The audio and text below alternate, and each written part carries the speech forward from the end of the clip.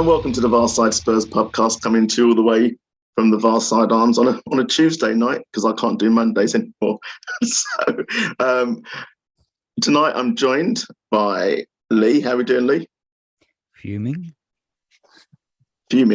Yeah. Well, as we all are after 2 losses on the bounce, it's not the greatest of feelings, is it? No, it's not. We will come on to it, because weirdly, you'd expect Conte to be really, and maybe privately he is, but publicly he's giving out better messages than I actually thought he would. So, but we'll come on to that, I'm sure. Also joined by Simon. How are we doing, Simon? All right, thank you. Yeah, just, bobbing along. It's really confusing having 2 names up there, Simon, because I nearly said the other name. Okay, sorry, I'll change that as the default on the account. Then I remembered who you were.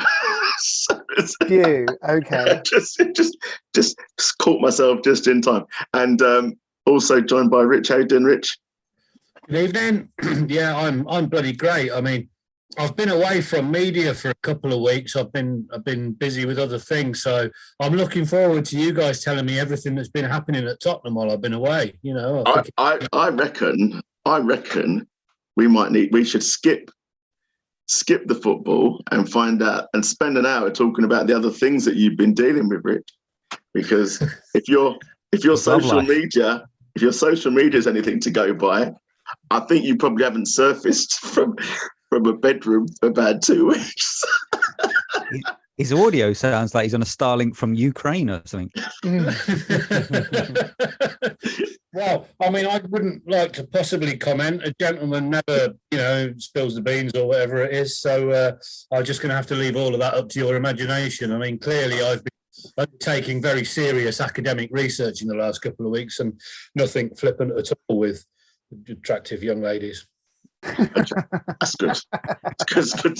Sounds awful. Sounds like you've had an awful time. I've been reading a lot of books. All right. The rest of the country's been in crisis. Does that count as foreplay, reading the books for an academic? Well, it depends which voice I use to read them out in, Steve. Well, this is now it's getting creepy. Yeah. It was fun and sexy. Now it's creepy. You mean you don't want to hear my sexy brummie? Sometimes when you start something and you really wish you hadn't. That's what she said. No, this is now. Moving on. This is a thread you cannot pull. At this point, I am actually looking forward to dissecting Newcastle. Let's get on with that, shall we? So, Lee, I mean, you had the joy. Sorry, before we go to Lee, Simon, did you go to the game? I did. You did, yeah. So we're okay, cool. So we'll start off with Lee, and then we'll come to you, Simon. But so Lee, you had the joy of watching it from home. Yeah, it is obviously different to watching it at home to watching it at the game. And I was sort of messaging on WhatsApp a couple of friends of mine and who were kind of relating about the game. You just there's a sort of different feel to it. I thought we played all right for the first half an hour, I should say. Get carried away. I mean, Son looked quite pacey. I thought he looked really up for it. I mean, we should have been a couple of goals up, but then it just seemed to. The frustrating thing is, and this is where I suppose a lot of fan frustration will come from, is hot on the heels of that really woeful display against Man United. The confidence when they got that goal, which probably was a foul, but to be fair, it was a foul. But it was a stupid mistake by Lloris. He shouldn't have done that. And in fact, at some point, if we can get on to Lloris because I want to talk about him. But that everything seemed to ebb out of us at that point. I think we lost all our confidence. Our heads went down, and it felt from that point onwards it was a real uphill struggle. Yeah. So.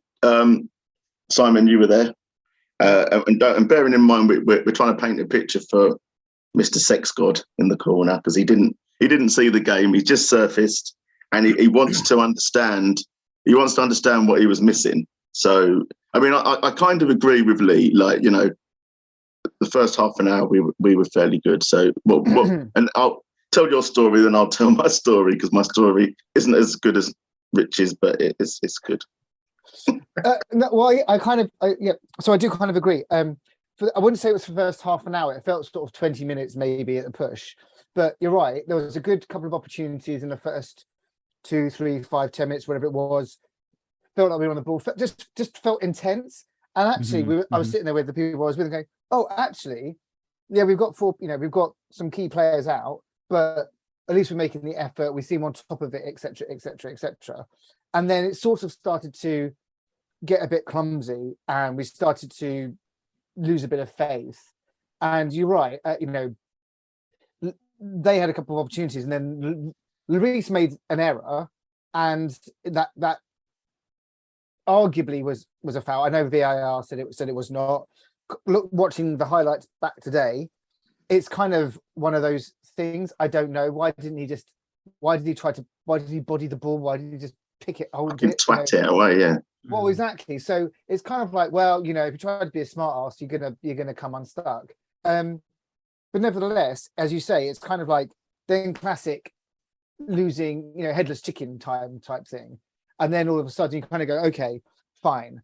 Just hold it together, get inside, and don't concede again, and then regroup. Oh, what did you do? Sessegnon got basically stripped, and ball went. That was the first one or second one. I come back. Sessegnon got stripped. Then Perisic, I think, screwed it up, and then basically second goal. There you go. It's kind of like, well, okay, 2-0 at half time isn't great, but you do have the opportunity still to then have a whole second half. And whilst the ground would have been utterly horrendous to play on, because it would have been soaked at that point, because there was a massive thunderstorm at half time, and then it was still chucking it down, you can come back from that situation, but I just don't kind of think that they really did. Go on, Lee.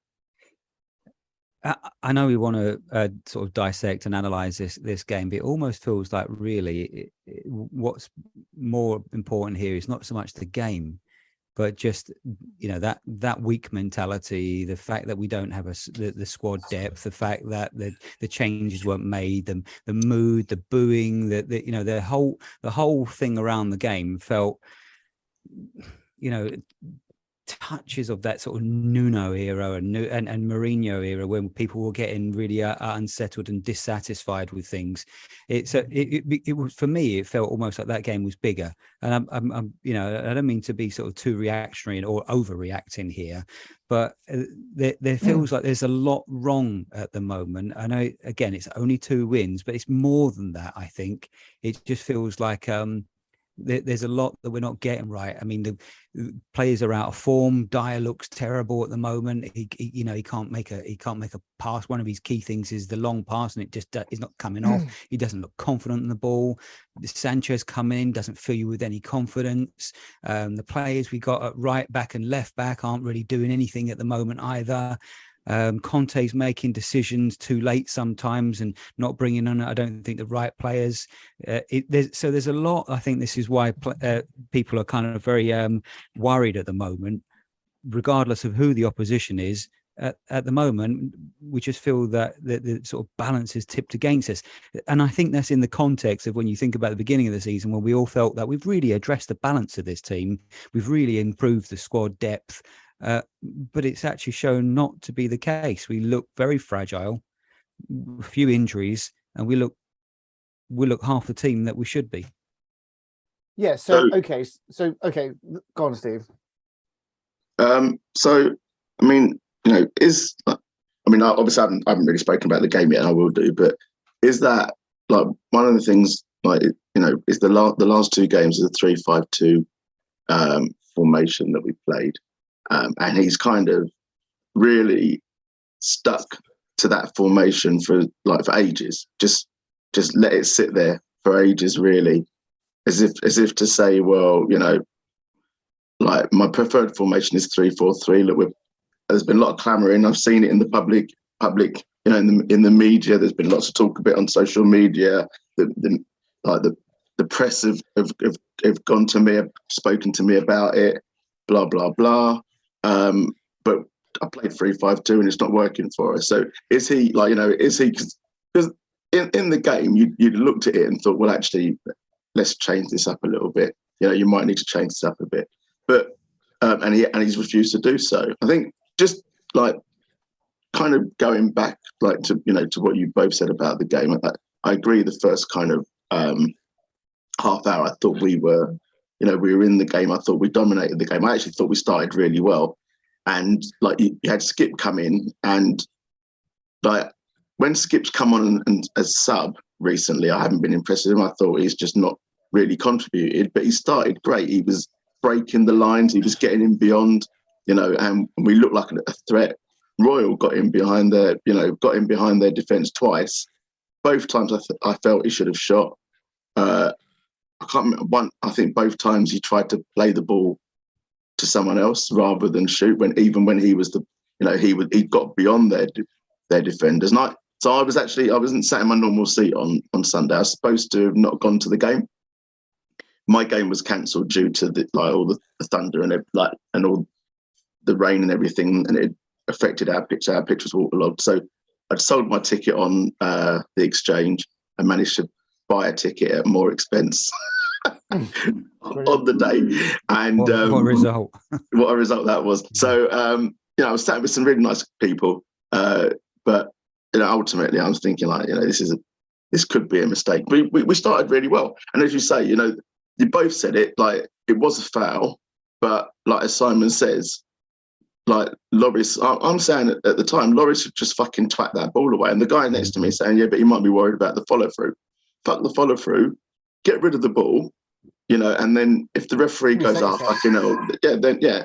But then, but the amount of errors that happened there. So I was wondering if Loris was affected because not a little while earlier, the ball had run through to him, and Callum Wilson just carried on running and ran into him or ran through him effectively. And I wondered if, like, the next time, because that was Wilson again, and I wondered if he kind of bottled it a little bit rather than just fucking twatting the ball away. He's I don't know what he's doing, because you're right. You said about him not being clever, but just fucking hit it. And then so even when it's a foul, and we all know it's a foul, and we think it's a foul, and Dyer stood there in the middle of no man's land, arms up in the air, and just like waving and demonstrating with the ref. So is it mental fatigue at this point? I don't know. I mean, but I wouldn't have thought so. It shouldn't be for a goalkeeper. But I just think he's making so many bad decisions at the moment. I mean, okay, he played all right against Man U, but at the beginning of that game, he looked like he had butterfingers. And then two goals in this game were directly, really. I mean, I know, of course, they got away from Sessegnon, so and I think it was it Almiron? Yeah, but it wasn't. No, yeah. But the goal, the second goal was was Loris clipping the ball out. So he's clipped the ball out, and then it went under him. Everyone knows where the ball's going. Actually, and actually, the ball was going straight for him, and it literally went under him, and he was practically horizontal. I really think that it breaks my heart. I was thinking about this earlier on, Steve. That I love Loris. I think he's been an amazing servant to the club, and I'd love nothing more than for him to finish his career at Spurs on a high where we're not detesting him. And he gets a trophy, because my worry is at the moment is that fans really are going to start getting on his back soon, because the amount of calamities that he's making, and he's got that in his game, but they seem to be increasing. It would be a horrible way to finish his career at Spurs, for him to go out in ignominy and to go out with people just wishing him to leave the club. But I'm at the point now where I think we seriously, very soon, do have to replace him. So, on that point though, Lee, right? Clearly, and I think we've spoken about this in the past, but clearly Conte wants the team to play certain patterns, and he's playing those patterns, and then we're not we're either recycling the ball too slowly, or we're not making great decisions, or teams know, because the last two teams that we've come up against and we've got beat by, has been